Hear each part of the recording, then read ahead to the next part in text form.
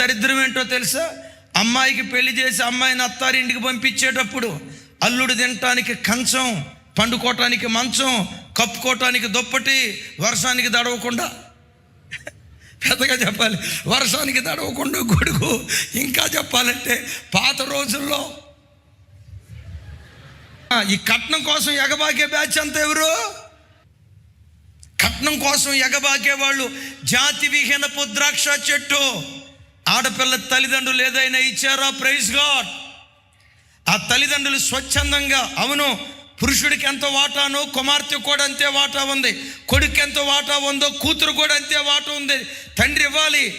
ఆ ఇంటి వాళ్ళు ఎంత ఇచ్చారో దేవునికి స్తోత్రం. అట్లా కాకుండా చూడు వాళ్ళ కోడలు వస్తా ఎంత తీసుకొచ్చింది, వీళ్ళ కోడలు వస్తా అంత తీసుకొచ్చింది, నువ్వు వచ్చావు ఏమి సుఖం, నువ్వేం తెచ్చావు. ఈ మాటలనే వ్యక్తులు ఎవరు? అమ్మాయికి మొదటి కాన్పో పుట్టింటి వాళ్ళే చేయాలి. మరి కందేవుడికి వీడు ఎవరి బిడ్డని పిలువబడతాడు? ఎవరి బిడ్డని పిలువబడతాడు?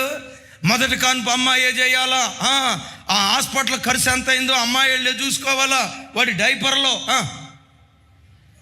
డైపర్లో పుట్టింటోళ్ళే తీసుకోవాలా? వాడి బనియన్ను పుట్టింటోళ్ళే తీసుకోవాలా? హాస్పిటల్ ఖర్చు పుట్టింటోళ్ళే తీసుకోవాలా?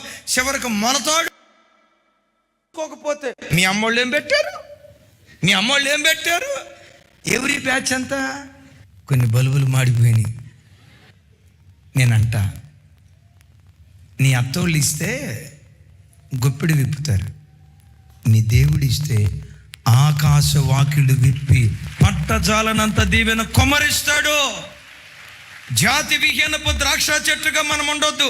ఎలా నిక్కచ్చమైన ద్రాక్షవల్లిగా, శ్రేష్టమైన ద్రాక్షవల్లిగా అలా మనం బ్రతకాలంటే యేసుతో అంటు కట్టుబడి ఉండాలా. నేను, నా క్రీస్తు, ఇదే నా ప్రపంచం. ఈ ప్రపంచంలోనే విహరించే భాగ్యం ధన్యకరంగా దేవుడు మనకు అనుగ్రహించును గాక.